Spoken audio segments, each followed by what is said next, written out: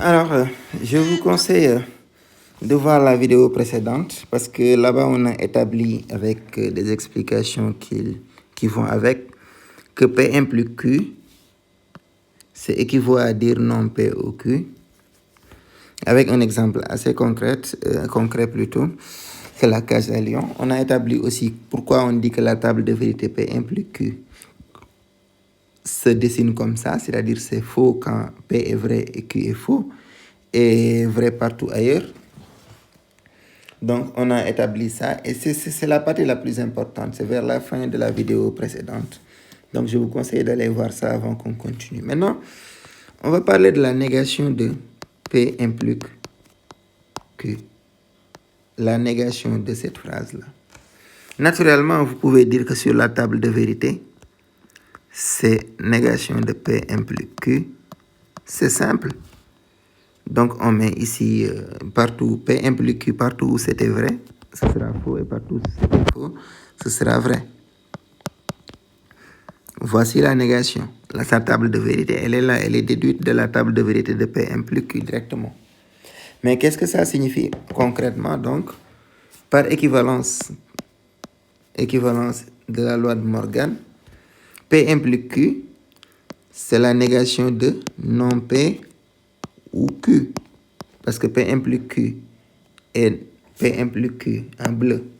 P implique Q veut dire non P ou Q. Donc la négation de P implique Q, c'est la négation non P ou Q. Et donc, ceci équivaut à dire par la loi de Morgan, non P et non Q. Et non P, c'est quoi? Non P, ça c'est la loi de Morgan aussi, si on l'a vu dans un des exercices. Donc la négation d'un ou se transforme comme ça. Et ça c'est P et non Q. Donc la négation de P implique Q, c'est, pour ne pas confondre avec les équivalents, je mets toujours identique équivalent à P et non Q. Alors, je reviens sur notre case à lion rapidement pour vous montrer ça. Voilà, le petit bonhomme est là, il y a une case qui est à l'intérieur. J'ai plus... Bon, voilà. Il y a un lion à l'intérieur, vous mettez la fiche entrée. Si tu entres, tu meurs.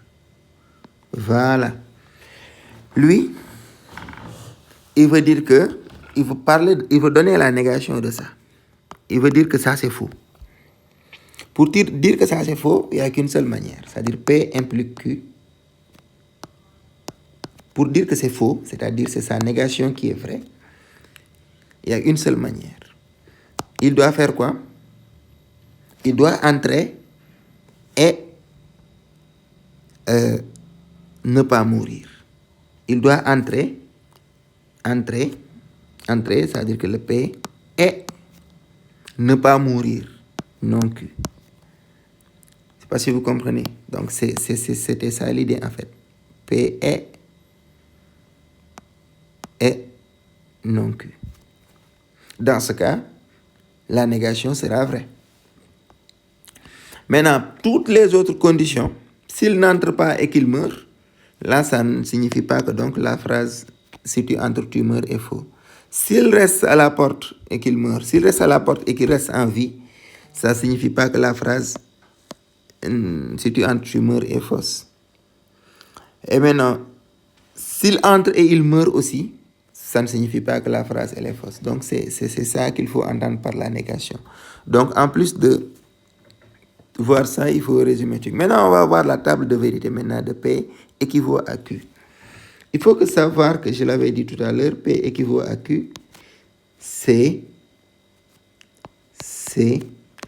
P implique Q et Q implique E implique P. Autrement dit, c'est tout ça, voilà. Autrement dit, c'est non P ou Q et non Q ou P. Donc, on peut dire ça. Ça peut se simplifier. Hein. On peut donner une forme plus simple, mais pour l'instant, on va exploiter ça. Ou plutôt, on va utiliser seulement la première assertion. On a déjà établi. Maintenant, on va faire P, Q,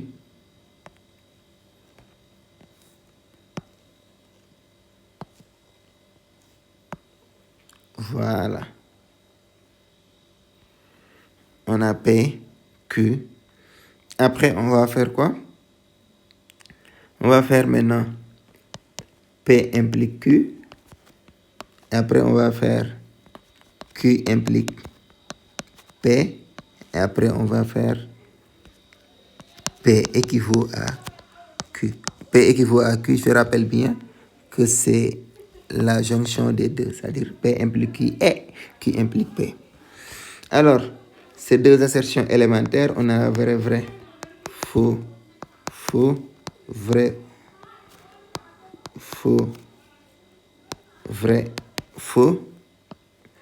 Donc ici, on a dit que P implique Q est faux seulement si P est vrai et Q faux. Donc c'est faux ici seulement et vrai partout ailleurs. Vrai, vrai, vrai.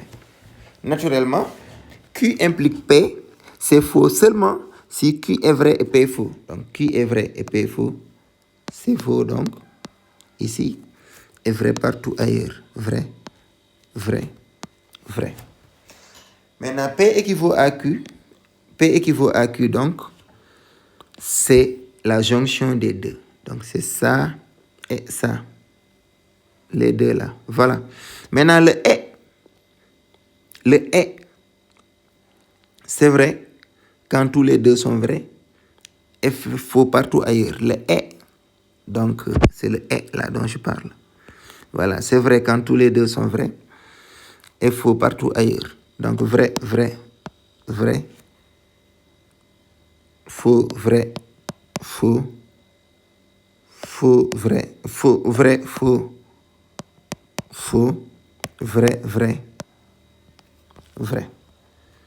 Donc, ce qu'on retient, c'est que si on a P et Q, la table de vérité de P et Q, P équivaut à Q, P équivaut à Q, signifie que P et Q ont les mêmes. Bon, on aura vrai, vrai, vrai, faux, faux, faux, vrai, faux. Et maintenant, donc, l'équivalence va être, si on regarde bien, c'est vrai ici. Donc, P et Q sont vrais à la fois. Si P et Q sont vrais, c'est vrai. Si P et Q, si l'un est faux, c'est faux. Si P et Q sont tous les deux faux, alors c'est vrai. Donc, voici la table de vérité de l'équivalence. Alors, on aura besoin de cette table de vérité-là pour poursuivre. Donc, il y a aussi une manière plus simple de dire P équivaut à Q. Il y a une équivalence naturelle.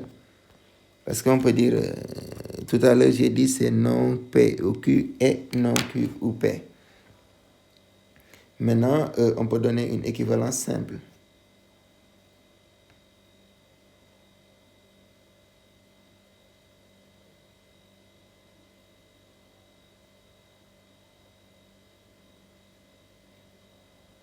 Excusez-moi une seconde. Hein.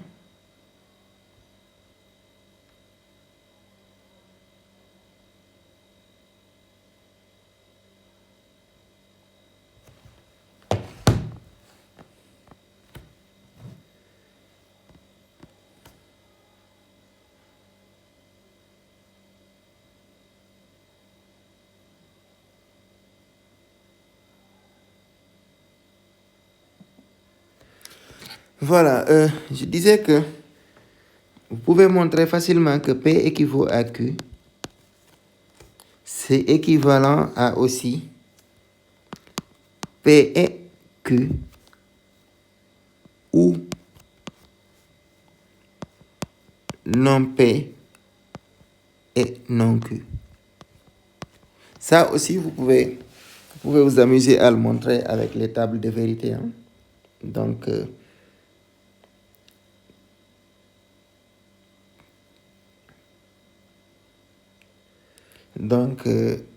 voilà. Vous pouvez vous amuser à le montrer. Ça signifie juste que soit les deux sont vrais, P et Q, ou les deux sont faux, non P et non Q. Donc, les deux sont vrais, P et Q, ou non P et non Q. Donc, partout ailleurs, si P est vrai et Q est faux, c'est faux. Si Q est vrai et P est faux, c'est faux. Donc, intuitivement, ça peut se voir. Vous pouvez faire la table de vérité et voir clairement que, voilà, c'est ça.